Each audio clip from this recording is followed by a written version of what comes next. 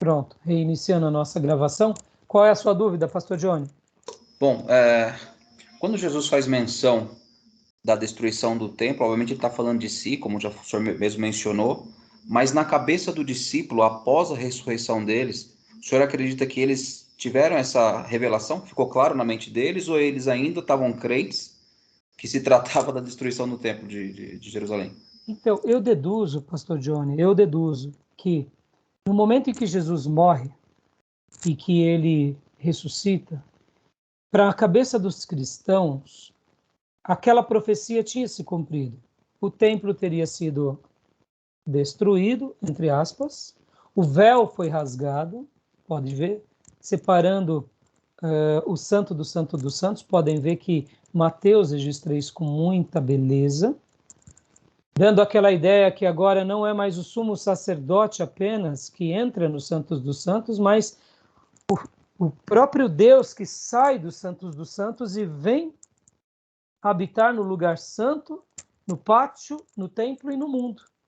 Podem ver que é praticamente isso que acontece na obra da ressurreição. O acesso é liberado.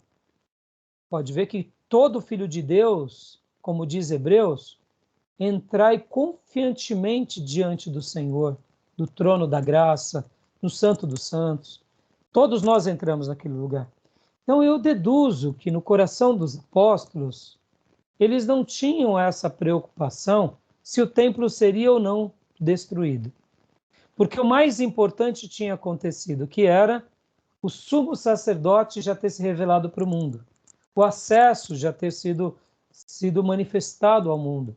O Espírito Santo que, vamos dizer assim, era abundante no santo lugar, agora já não estava mais no santo lugar, já estava em todos os lugares. Pode ver que o Evangelho de Mateus, ele vai registrar que no momento da morte de Jesus há um terremoto, mortos ressuscitam. Guardem isso, irmãos. O nosso texto sagrado vai dizer que naquela região, muitos mortos voltaram à vida no dia da morte de Jesus. Então, de repente, o Jacó, que tinha morrido, já tinha uma semana, chegou em casa falando: gente, eu estou aqui. Papai, nós aí eles associavam que, então, foi o Nazareno, ele é o Messias. Porque o texto em Mateus vai dizer que houve terremoto, o véu se rasga, mas o terremoto não é algo físico, o terremoto é algo que acontece no mundo espiritual, e por essa razão mortos ressuscitam, porque presta bastante atenção, olha que interessante. Terremoto sempre existiu. Hoje a gente vai trabalhar no arrebatamento, a gente vai mostrar do livro do pastor Ernesto Nini estatísticas sobre terremotos, mostrando a proximidade do fim. Só que o terremoto ali só validou que a morte de Jesus. Só validou o milagre de Jesus. Por quê? Porque o terremoto poderia fazer com que a cortina do véu se rasgasse, sim. Mas, na realidade, e o morto? Ressuscita com o terremoto, por acaso? Então, quer dizer que cada terremoto que tem, os túmulos se abrem e saem os mortos, ficam vivos? Então, na realidade, há um milagre. Na morte de Jesus, há uma restauração, há uma manifestação de um poder sobrenatural. E aqui eu coloco essas palavras. O Deus que habitava no santo lugar agora, ele sai do santo lugar e ele habita entre nós. Pode ver que Jesus ressuscita, Jesus desce ao Hades, Jesus vai aos céus, Jesus fica entre os apóstolos durante 40 dias, se manifestando de forma sobrenatural, passando por paredes, acontecimentos notáveis e notórios, e depois ele é levado aos céus, sem o auxílio de ninguém, de nada, pelo poder de Deus. E depois, no dia de Pentecostes, vem o Espírito Santo e estamos aqui. Então, o que eu acredito? Que na cabeça dos apóstolos não era uma menção, olha, o templo vai ser destruído, porque nós não vemos eles escrever, o templo vai ser destruído, porque para eles não se importavam mais. Podem ver que eles iam no templo orar, eles iam no templo buscar, porque o templo fazia parte da história da vida deles. Pode ver que eles faziam só uma nova leitura do templo. Eles faziam uma nova leitura do que era servir a Deus. Eles entenderam que Jesus era o cumprimento da lei, ou seja, aquele que cumpriu a lei, né? Aquele que que consumou todas as coisas.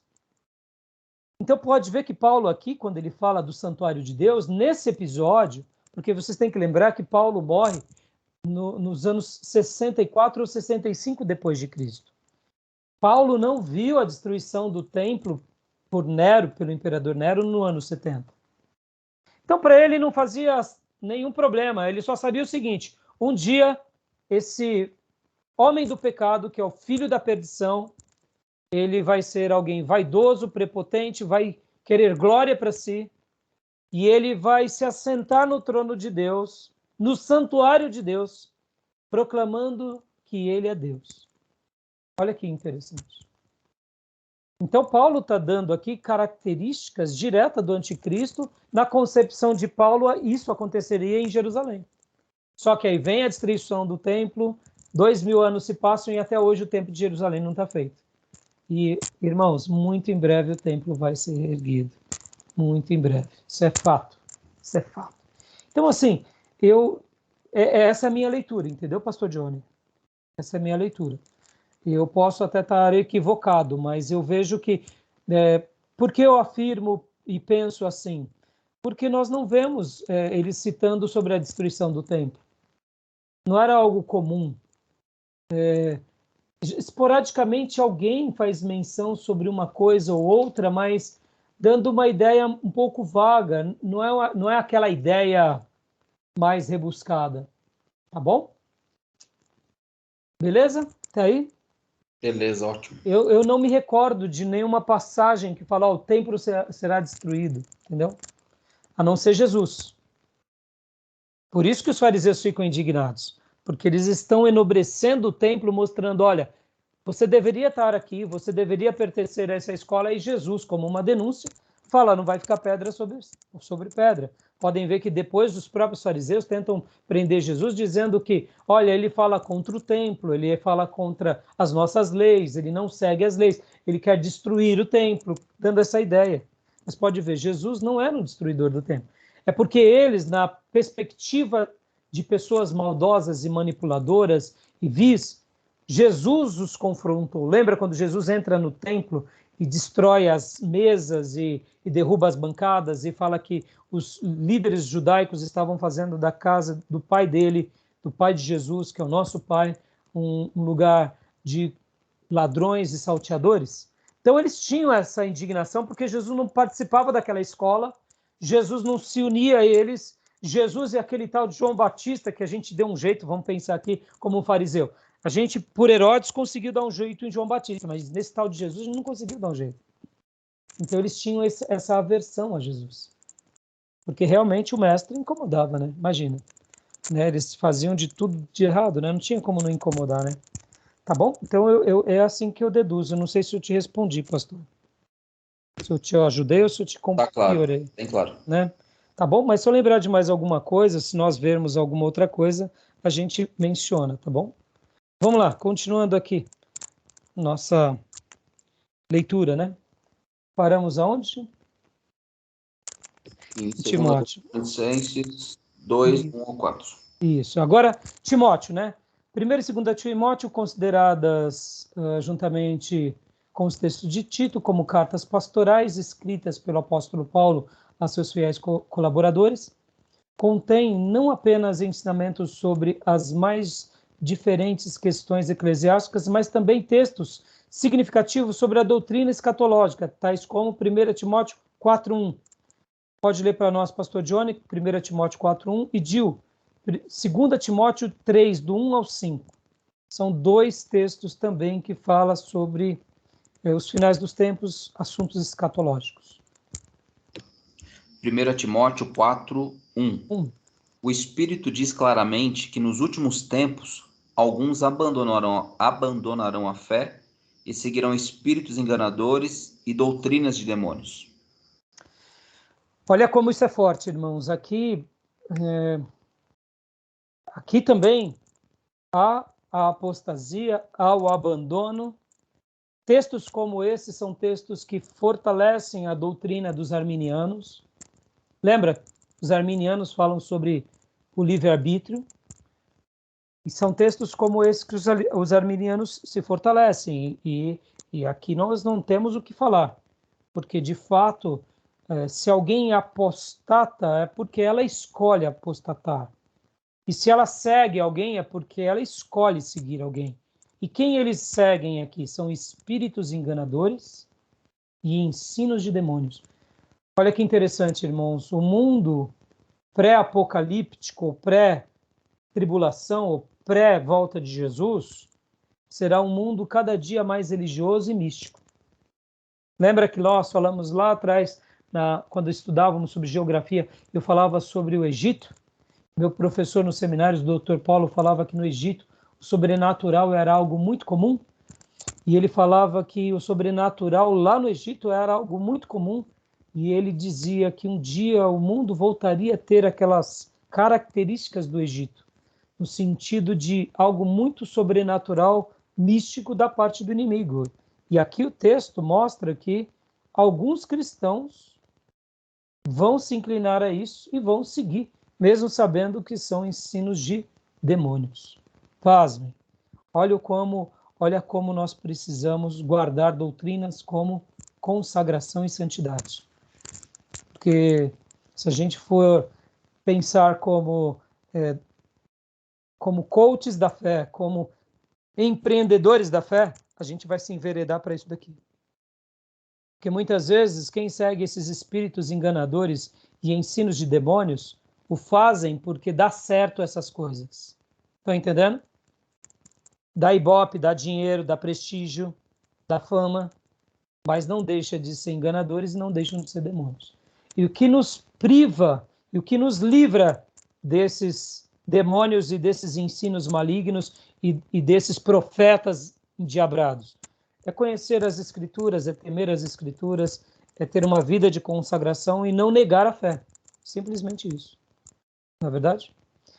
A corrupção dos últimos dias, dos últimos tempos, é outro tema escatológico. Leia para nós de 2 Tessalonicenses, ou melhor, 2 Timóteo, do 3, do 1 ao 5. Ok.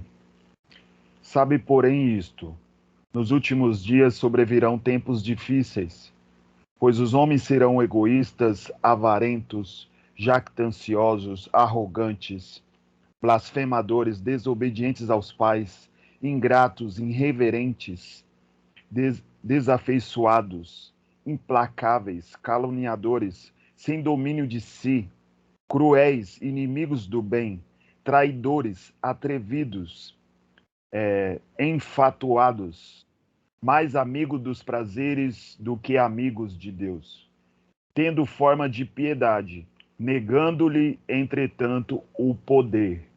Foge também destes. Que texto forte! Paulo põe que são nos últimos tempos. Na minha opinião, esse texto é um texto que faz uma denúncia sobre a egolatria, em especial, que é o culto do eu. Pode ver que são pessoas autônomas, inteligentes, mas que buscam a autossatisfação sobre tudo. E, na minha opinião, esse texto também é um texto que demonstra que quanto mais próximo do fim estamos, o ser humano vai ter mais liberdade. Logo, o mundo será mais democrático. Como assim? Por mais que eu seja uma pessoa maldosa e corrupta, eu só consigo me expressar e só consigo realizar o que desejo se eu tenho liberdade. E a liberdade ela está sempre no cunho da democracia. Pode ver que na autocracia, por exemplo, irmãos, o que acontece na China? A China ela é uma república chinesa. Eles dizem que são uma democracia, mas eles são uma democracia? Não, é uma autocracia.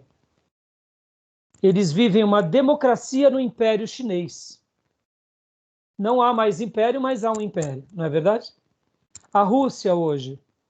A Rússia, mesmo depois de tudo que aconteceu, depois da queda do comunismo no ano 91, hoje ela é religiosa, eles são católicos, apostólicos da linha grega, da linha ortodoxa. No entanto, eles também são uma autocracia. Eles estão debaixo de um líder e é quase um ditador. É mais aberto do que era no comunismo, mas mesmo assim é fechado. Pode ver o que está acontecendo lá. E na minha opinião, nos finais dos tempos, o mundo será um mundo democrático. Na minha opinião, autocracias ruirão. Por quê, pastor? Porque essas características só podem ser existidas em lugares onde há democracia. Por exemplo, vamos falar aqui. A gente pode ter 1000 pontos positivos ou negativos sobre os Estados Unidos e o Ocidente, a França. Mas a França é uma democracia ou é uma autocracia? A França, eu acho que é uma democracia. O que você acha, Adil? Democrática. Democracia. Pode ver que lá eles fazem de tudo que querem. Por essa razão que muitas vezes quando tem um ataque terrorista, em primeiro lugar eles querem ir na França, porque eles veem a França como o lado do Ocidente mais pervertido. Geralmente as coisas começam na França e depois se espalham para o mundo. Porque a França tem esse viés de sermos os protagonistas do Ocidente. Revolução Francesa, a independência do homem, o homem como ser livre, independente, inclusive de Deus. A Revolução Francesa, ela tinha uma bandeira dizendo nenhum senhor. Nós não estaremos debaixo do Estado, nós não estaremos debaixo do rei, nós não estaremos debaixo do Papa e nós não estaremos debaixo da religião. Ou seja, nós não estaremos também debaixo de Deus, nós estaremos seguindo a nossa vontade. Democracia. Pode ver que o Ocidente, irmãos, vamos pegar a Inglaterra. A Inglaterra é um reino, você concorda? Juntamente com o país de Gales, com a Irlanda do Norte, com a Grã-Bretanha, mas vamos pegar aqui principalmente a Inglaterra. É um reino, é uma monarquia, mas naquela monarquia predomina a democracia? É uma monarquia com democracia? Sim. Sim. Se amanhã os ingleses quiserem fazer loucura nos campos de futebol, eles fazem, eles têm liberdade. Percebam, o mundo nos finais dos tempos será um mundo onde as autocracias ruirão. O comunismo não tem espaço. Cuba um dia vai ruir. Guardem isso, irmão. Está aqui o texto.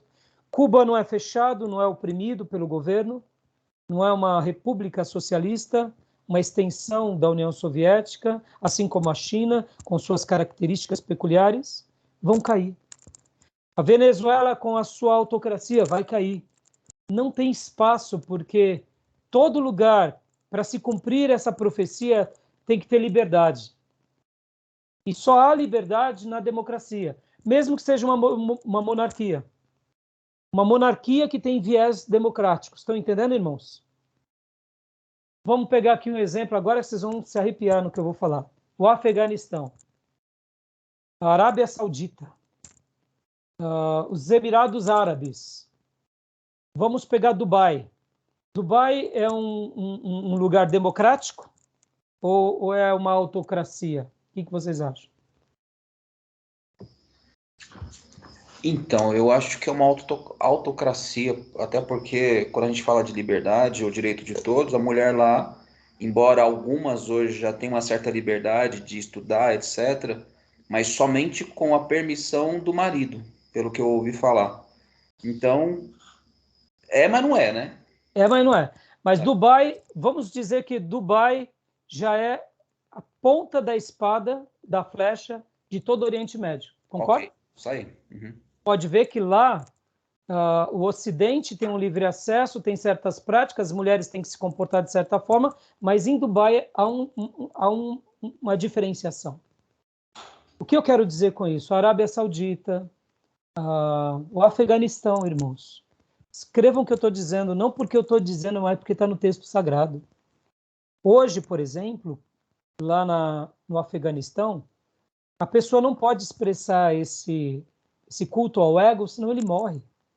Se o que ele fizer for contra aquelas leis, então o mundo, seja ele muçulmano, seja ele um mundo ateu, seja ele um mundo monárquico, seja ele uma república, como é o caso do nosso país, sempre a democracia vai ser a base de tudo. O mundo tem passado por essa transformação democrática.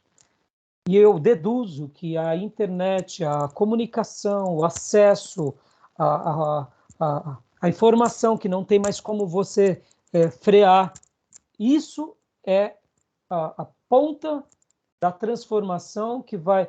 É como se fosse aquela ruptura, sabe? A primeira ruptura, o primeiro dado que você derruba e que, como num jogo de dados, os dados, ou melhor, em dados empilhados, começa a desencadear toda a queda dos demais dados. Esse contexto social nosso que a gente vive, da internet, da interação, disso daqui, irmãos, daqui é libertador. Pode ver que hoje o nosso Supremo ele está fechando, ele está limitando o WhatsApp, está limitando o Telegram. Por quê? Porque o povo tem o domínio hoje do acesso, a informação, o domínio, o controle. E aí esse povo, que era uma matéria de manobra, agora já pode se interagir. Isso em tudo, irmãos, está tendo uma revolução. O mercado financeiro, por exemplo, tem os sardinhas. Quem são os sardinhas? São os pequenos investidores. Os pequenos investidores que eles lutam contra os tubarão. Eu sei que várias sardinhas morrem. De vez em quando chega uma baleia gigante, abre a boca e engole todas as sardinhas. Mas as sardinhas estão aí. Então é um movimento do mercado financeiro. São movimentos que vão dando mudanças no mundo. E você pode ver que hoje, por exemplo, meu filho falava, ele acompanha um rapaz, um youtuber, que é um contador de história. Ele é um narrador de histórias, ele cria as histórias dele. E eu vi o youtuber dele e eu falei, filho, quase 2 horas de vídeo? Ele falou, pai, os vídeos dele é tudo 2 horas, 3 horas. Pai, sabe quantas 1000 pessoas estavam assistindo ele? Aí ele me deu um número, se eu não me engano, 25 mil, ao vivo. 25 mil, irmãos. Quando uma emissora vê um moleque desse, que tem 25 mil, eles ficam morrendo de dor de cotovelo, gente. Porque nós não sabemos, por exemplo, quantas 1000 pessoas estão assistindo agora as novelas. A gente não tem esse número. A gente só sabe que a Globo está com mais audiência do que a Band, do que o SBT. Mas qual é o número? Hoje nós temos o número. Hoje essa garotada, por exemplo, essa garotada de jogos eletrônicos, eu não sei se vocês acompanham, o meu outro filho acompanha bastante jogos eletrônicos, e tem vezes que eles estão assistindo um torneio de um jogo ao vivo com 50 mil pessoas. Eu falo, pelo amor de Deus, isso é um Morumbi lotado? Uma tarde de sábado tem 50 mil IPs. Sabe o que é isso, irmãos? É muita coisa. Podem ver que nesses jogos eletrônicos, quando eles têm campeonato mundial, não sei se vocês acompanham ou veem, começa a perceber isso, irmãos. Eles fecham Pacaembu, eles fecham Morumbi, eles fecham... Se é uma Copa, eles vão para um outro lugar, faz uma coisa cinematográfica, parece uma Olimpíada. Você fala, pelo amor de Deus. Ou seja, uma revolução. A democracia, ela vai ser um pano de fundo para o anticristo reinar. Porque o anticristo ele vai convencer as pessoas e as pessoas vão aceitá-lo voluntariamente. Não é por imposição, é por liberdade de escolha. Por isso que a democracia ela é um viés inevitável na história da humanidade.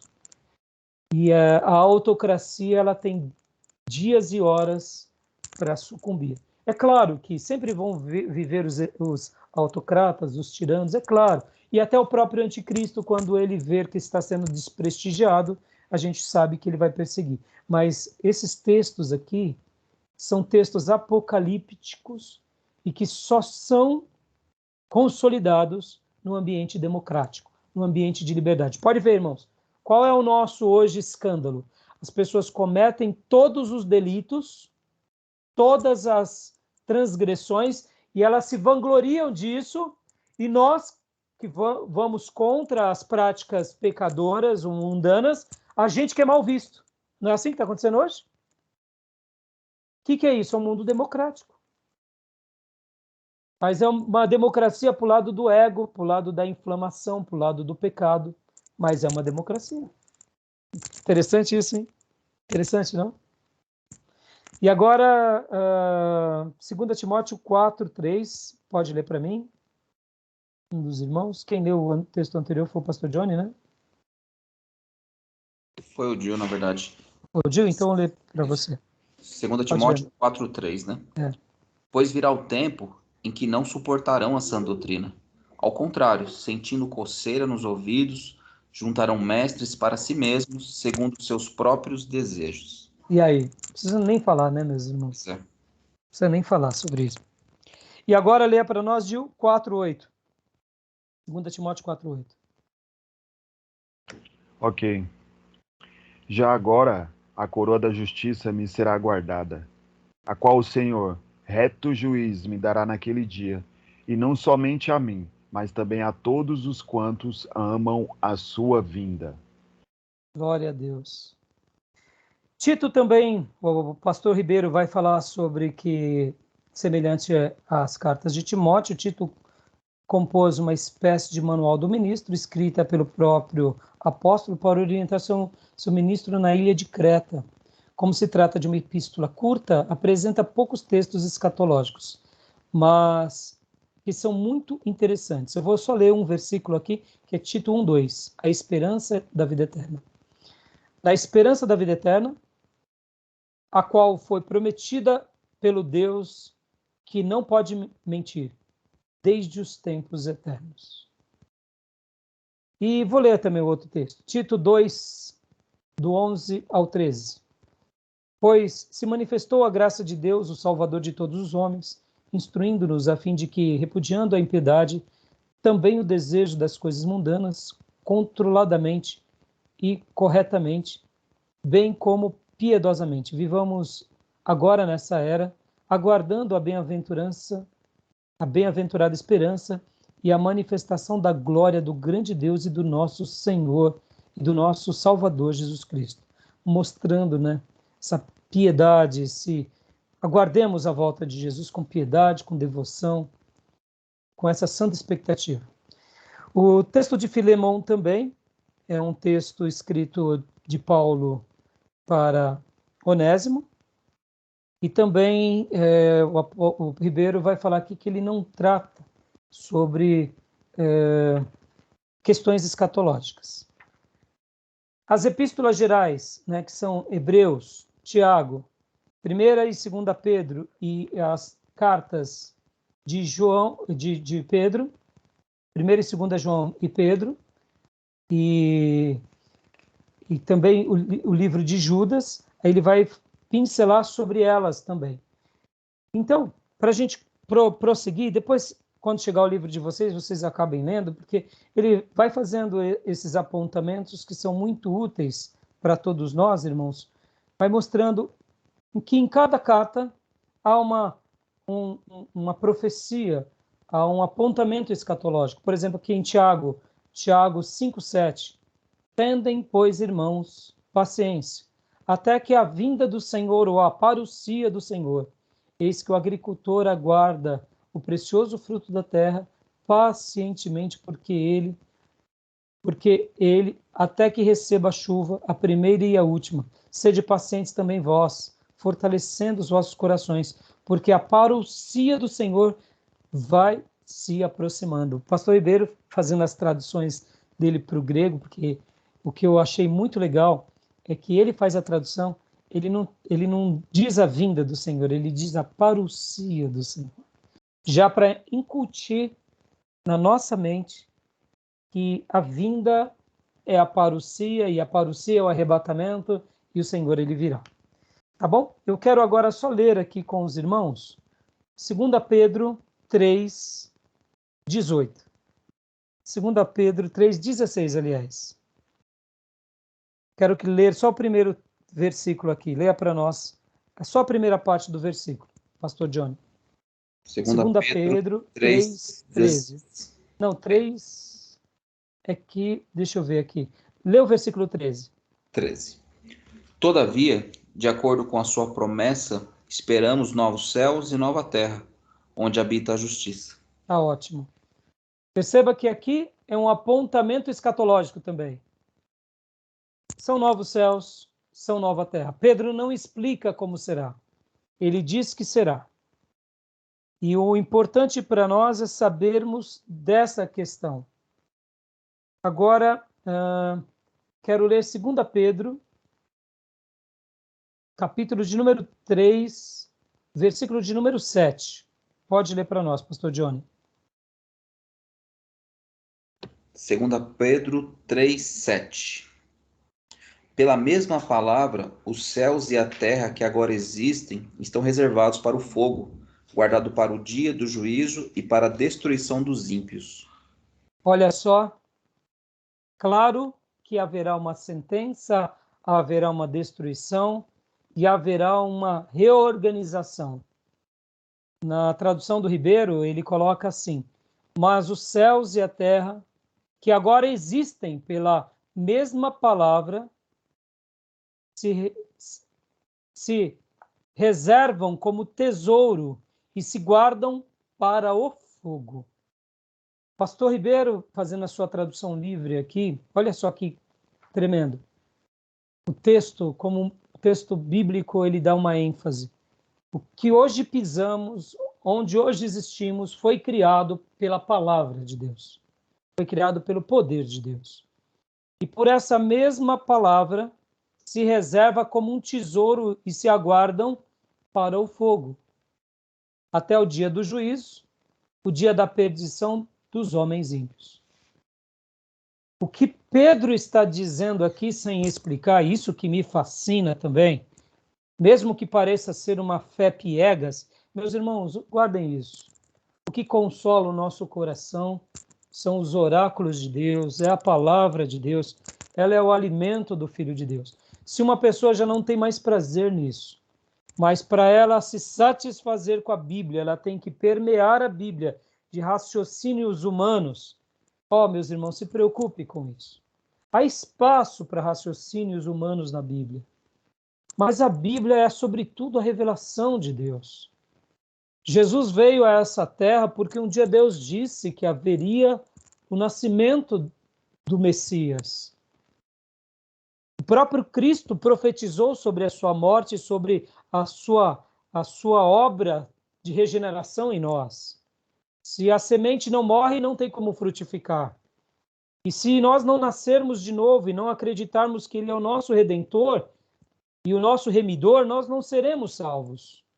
Logo, podem ver que tudo que nos alimenta o espírito e a alma é a palavra, é a pura palavra.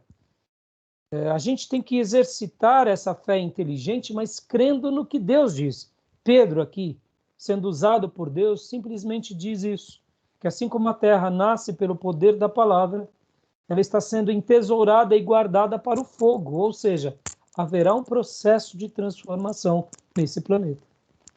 Pastor, me explica, eu não consigo, eu não entendo, eu só creio. Tá bom? E tem vezes que a gente tenta explicar e tenta filosofar e tenta dizer que vai ser bomba atômica, que... Não sei. Meu filho, até esses dias atrás, falando sobre esses momentos que a gente está vivendo de pré-guerra, né? Porque tecnicamente, irmãos, não sei se você sabe, não é guerra da Rússia contra a Ucrânia, é a invasão da Rússia na Ucrânia.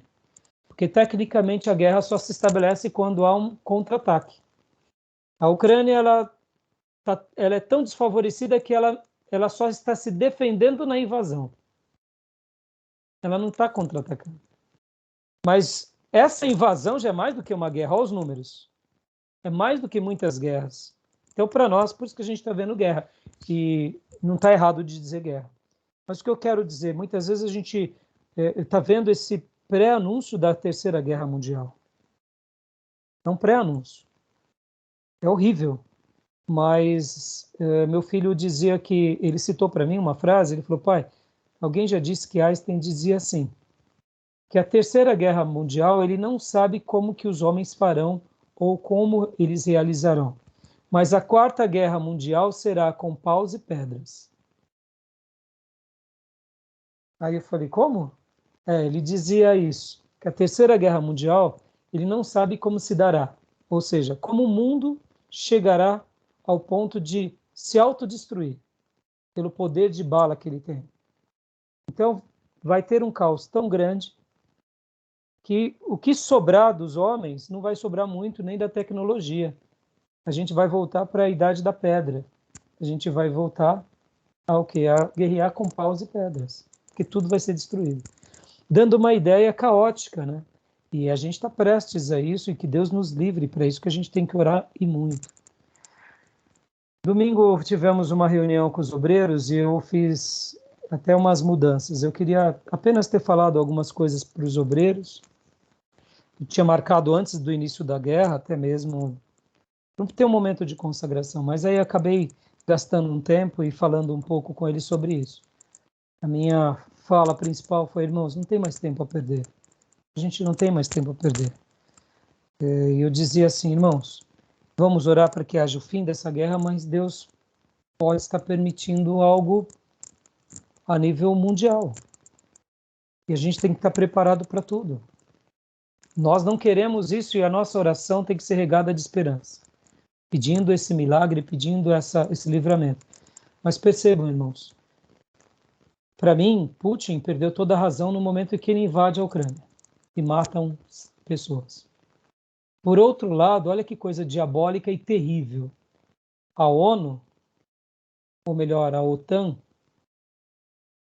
a maneira em que eles aliciaram a Ucrânia e em que o Volodymyr se deixou aliciar por eles, também é diabólico. Porque se eu sei que eu estou me aliciando à OTAN e eu estou provocando a ira de um urso e estou cutucando o urso com vara curta, é uma coisa também diabólica.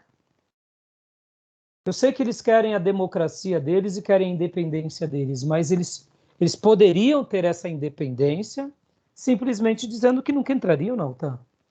Agora, olha que coisa diabólica, e aí onde eu entro aqui falando um pouco, fazendo uma crítica dos Estados Unidos, da França, da Alemanha, da Inglaterra, dos países ocidentais, que são ligados à OTAN, que é o Tratado do Atlântico Norte.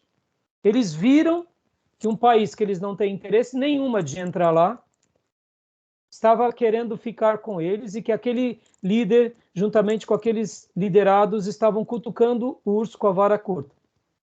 E agora eles estão vendo tudo isso acontecer e dizem: nós não podemos entrar, porque se entrar vai ficar algo pior. Olha que situação diabólica. O que a OTAN tinha que ter feito ali? Esse sangue que está sendo derramado na Ucrânia. Tem culpa também o presidente da Ucrânia, porque aqui, irmãos, eu não estou querendo fazer o discurso do medroso, me entenda, eu sou um pastor e sou um teólogo, então eu não sou um estrategista, não conheço sobre isso, mas eu estou falando de vidas aqui. Por isso que eu falo que Putin tem a sua culpa imensa porque ele está matando ucranianos. E, na minha opinião, já é uma culpa imensa. Mas perceba, o presidente da Ucrânia ele poderia ter praticado uma rendição logo de cara e evitado com que esses 2 milhões de refugiados fugissem. Ô, meu irmão, o que isso vai desencadear? Quem é que está ganhando com essa situação? Na realidade, quem está ganhando com essa situação, na minha opinião, são os países da OTAN, porque eles estão agora prestes a iniciar um contra-ataque contra a Rússia para ganhar aquela área que é uma área produtora de petróleo, de gás e de alimento. E quem está ganhando também é a China, porque a Rússia ela é um lugar que sempre esteve mais próxima do Ocidente do que do Oriente, e agora, mais do que nunca, a Rússia vai se tornar uma aliada da China. Meus irmãos, pensem estrategicamente. Olha que situação horrorosa. É horrorosa para o Ocidente, para nós. É maravilhosa para o Oriente e para a China. Porque agora a China tem um grande aliado que era um antigo opositor. Que não pensem vocês. Que nessa hora o Putin vai se render para o Ocidente. Jamais. Olha que interessante. O Volodymyr, ele era o quê? Um humorista que se tornou presidente. O Putin, ele era o quê, irmãos? Um agente da KGB. Estão entendendo, irmãos? Essa situação, ela não tem como melhorar, a não ser uma intervenção de Deus. E por isso que eu digo aqui a culpa da América, a vista grossa da América. Se o presidente americano, juntamente com a força que ele tinha na Europa, eles deviam dizer desde o início: não, nós não podemos dizer não para que você não entre na OTAN, mas olha, nós queremos indicar que você não venha para a OTAN, senão morrerão milhares de ucranianos. A OTAN poderia fechar as portas. Perceba como que é um jogo de xadrez. E como há poderosos malignos em todos os cantos. E o sangue de cada um que está morrendo, irmãos, tem muito mais culpa esses do que a gente pode imaginar. Putin, mas também da OTAN. É minha opinião. Me permitam o meu desabafo, tá? E agora, fazendo uma palavra de elogio. Nosso presidente, pela primeira vez, não falando nada, disse muito. Estão entendendo? Não falando nada, ele disse muito. Eu acho que o Mourão disse algo certo, falando que a Ucrânia tinha que se defender, porque ele é um general. Ele falou na perspectiva. O presidente fez algo certo. Não tomou partido nenhum. Porque é uma briga de interesses de pessoas que querem dominar o mundo. E não pensem em vocês, irmãos. E aqui entra o meu desabafo e entra um pedido de oração. A gente tem que orar muito pela nossa nação. Que vocês acham que a gente ganharia de uma guerra contra a França, meus irmãos? A gente não tem poder de bala contra uma França. A gente não tem poder de bala contra uma Itália. A gente não tem poder de bala contra uma Alemanha, contra uma Inglaterra. Pastor, mas o senhor está falando besteira. A Itália, a França, a Espanha é pequenininho, mas o poder bélico deles dá 10-0 ao nosso. Então, olha como é perigoso o Brasil. O Brasil tem tudo isso, mas não tem proteção, não tem guarnição. O que a gente tem? A gente tem terra. Possivelmente nós ganharíamos a batalha pelo fato de minar os invasores, como foi, por exemplo, o Vietnã, mas as baixas aqui seriam imensas, porque a gente não tem poder de bala, irmãos. A gente não tem um exército treinado, a gente não tem munição treinada, a gente não tem... A gente tem algumas coisas, mas é muito pouco comparado ao menor país da Europa, entendeu? E olha como a gente tem que se precaver e orar pelo nosso país. São os nossos filhos, são os nossos netos, são os nossos bisnetos. E nessa hora eu acho que o nosso presidente ter falado nada, ele fez um grande serviço. Né? Espero que Deus dê sabedoria para ele, deixe ele de boca fechada mesmo. Que ele fale besteira só na política aqui. Né? Tá bom, meus irmãos? Desculpa pelo desabafo, né? Mas eu peguei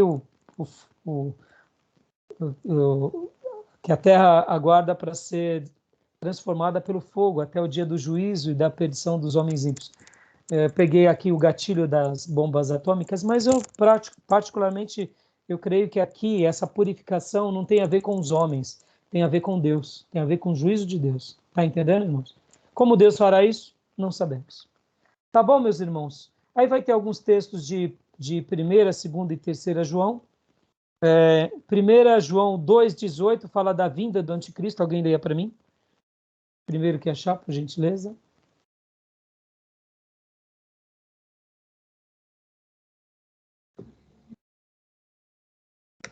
Vou ler então, 2,18. Filhinhos, já é a última hora. E como vistes que vem o anticristo, também agora muitos anticristos têm surgido, pelo que conhecemos que é a última hora. O que João estava dizendo aqui, irmãos? O pastor Ribeiro, ele registra um fato muito interessante. Ele diz assim, eu vou ler esse parágrafo para vocês, porque como vocês não estão com o livro, ó, 2 expressões importantes ocorreram nesta passagem. O termo anticristos, que é anti, que se opõe, e Christos, que é outra palavra do hebraico. E a outra palavra grega relacionada às últimas coisas, que é última hora. Embora essa passagem costume ser associada a um pensamento da igreja primitiva, de que Jesus voltaria logo naqueles dias, a exegese não precisa ser necessariamente essa. Pensemos que, na mentalidade judaica joanina, a vinda do Messias inaugura os últimos dias. O povo de Israel esperou pelo seu Messias por tanto tempo e agora ele veio. Portanto, inicia-se o último período da história da salvação, até que ele volte em sua glória. O comentário de Kistemaker esclarece a interpretação da passagem. E agora aqui, esse autor, Kistemaker, vai falar o seguinte: era, ponto final, Nesse versículo, João declara que estamos vivendo a última hora. O termo hora não pode ser tomado literalmente. Apesar de a frase a última hora aparece apenas aqui no Novo Testamento, ele parece ser equivalente às expressões os últimos dias ou os últimos tempos.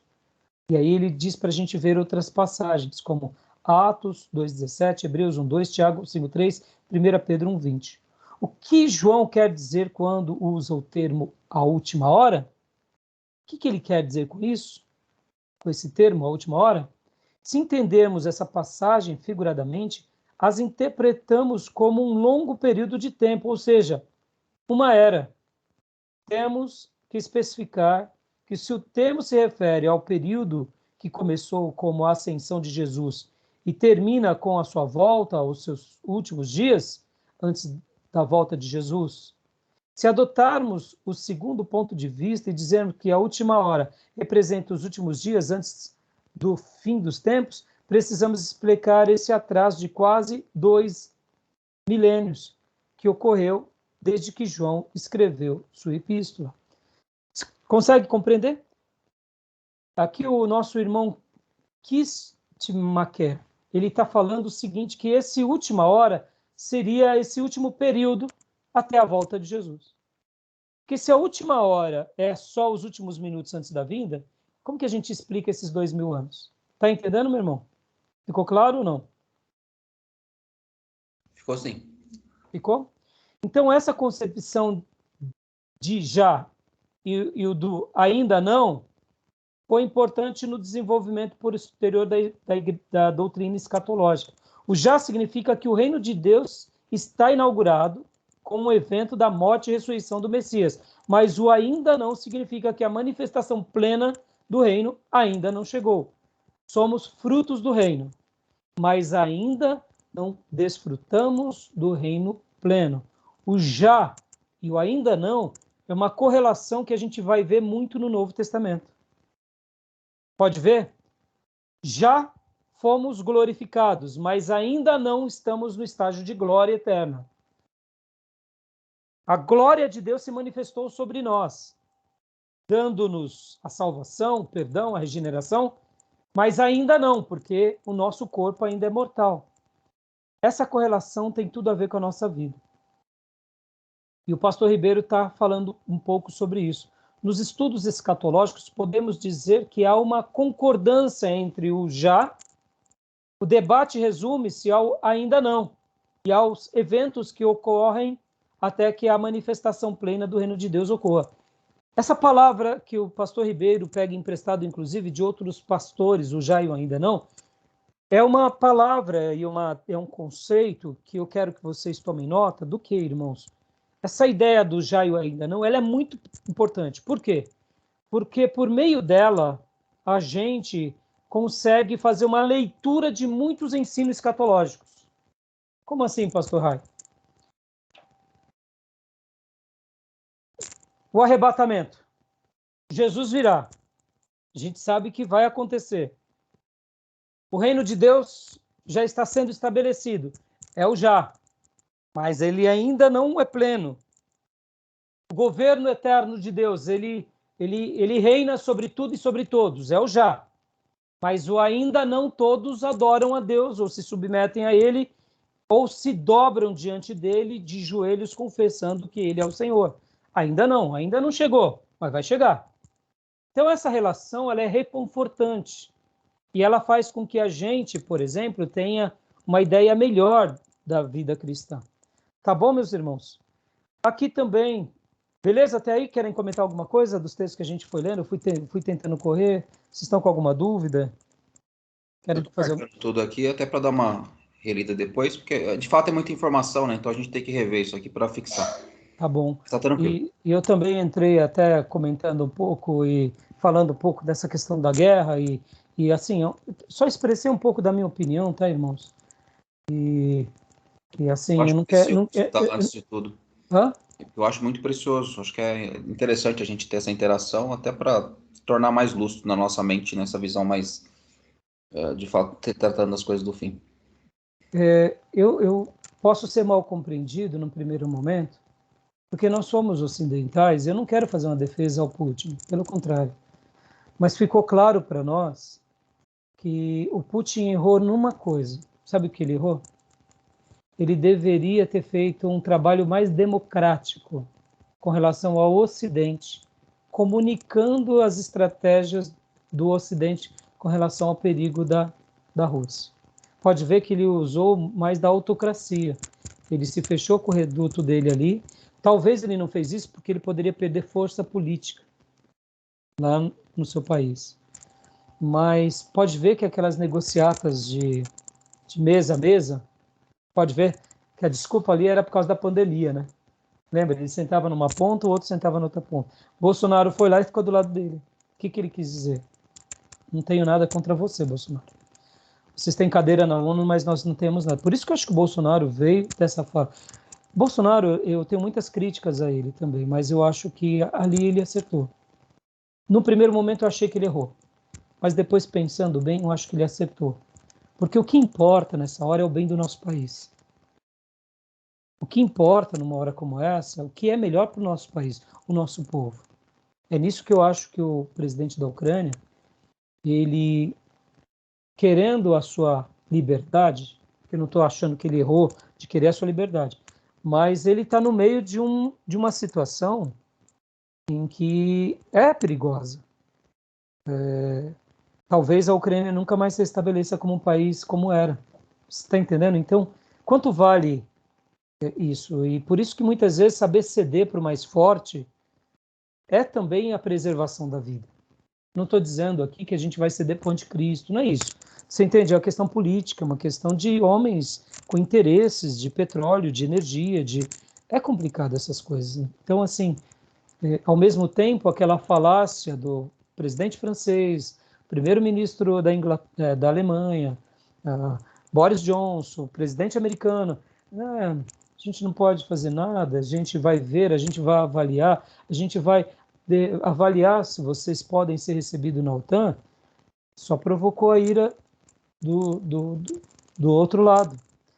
Porque tem muita coisa no mundo político que fica debaixo da mesa que a gente nunca vai saber.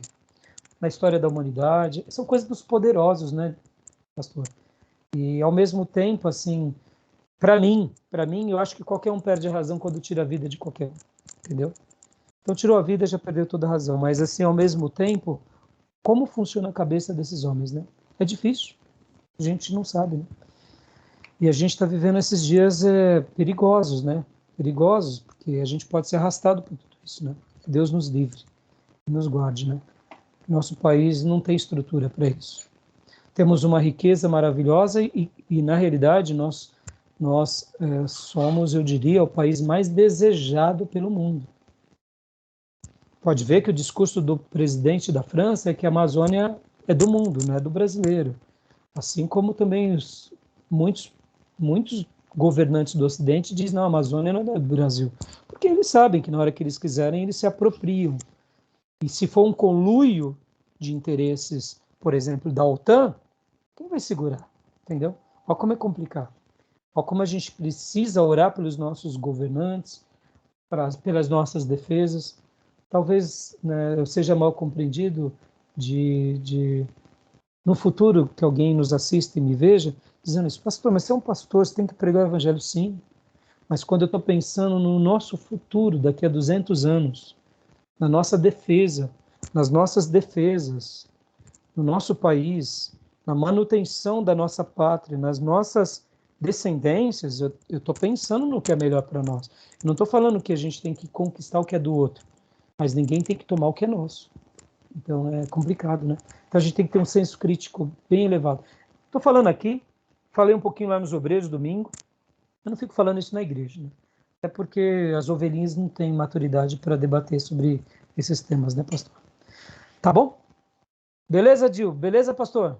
Beleza. Livro de Beleza. Judas. Aqui o pastor Ribeiro diz que ele escreve alertando sobre falsas doutrinas que estavam inseridas na igreja. O texto também breve, com algumas citações valorosas para a doutrina das últimas coisas, que é o versículo 14 e o 15, quando ele diz, mas foi profetizado a respeito destes pelo sétimo de Adão, Enoque, dizendo: Eis que vem o Senhor com suas santas miríades, para exercer juízo contra todos e para condenar todos os ímpios, por causa das obras de impiedades que praticaram, e também a respeito dos pronunciamentos rudes que esses mesmos pecadores ímpios pronunciaram.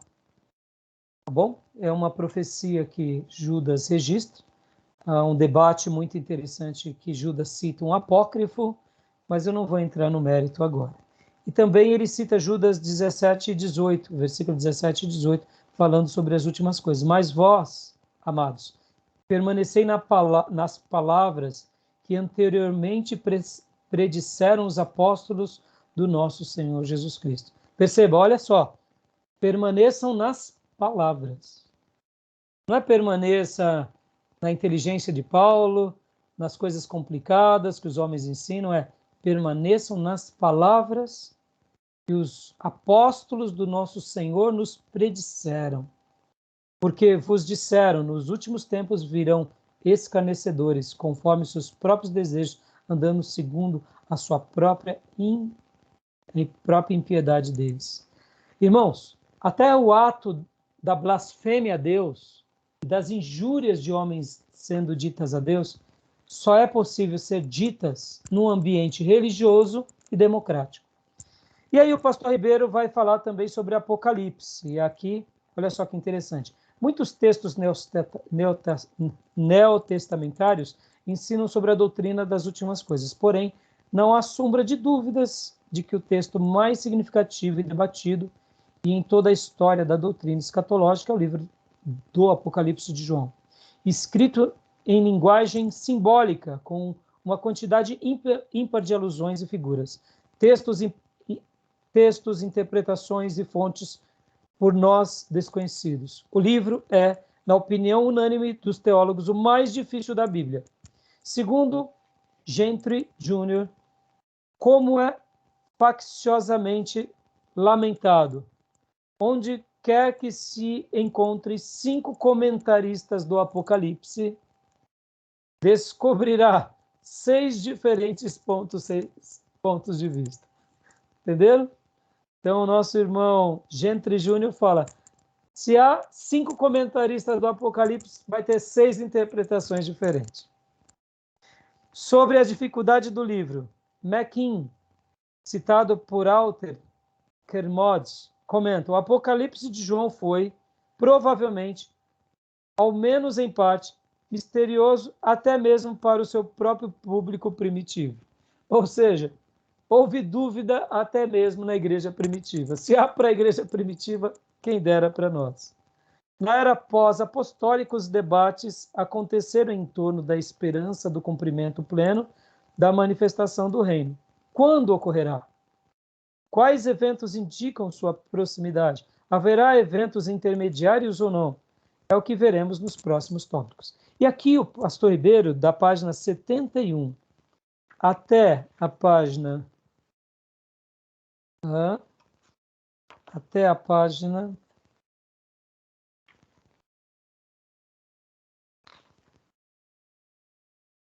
84, vai falar fontes extras bíblicas.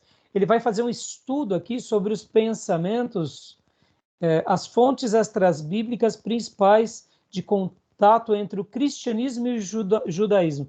São do principal grupo judaico chamado judaísmo rabínico, que aceita a lei escrita e a lei oral como fonte de autoridade.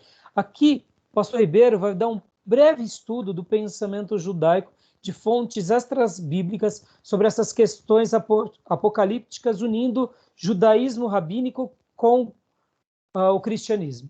E aí é uma coisa muito interessante, mas a gente não vai tratar desse assunto. Depois, quando chegar o livro de vocês, vocês leiam e aí a gente tira as dúvidas. Tá bom, meus irmãos? Beleza? Tudo bem até aí? Tranquilo? Uma perguntinha que não tem nada a ver com a aula, mas o senhor falou do Ribeiro. Então, eu vou parar a gravação e você faz a pergunta, porque está dando 59 minutos. Beleza. Está parecendo que é convidado, né? É.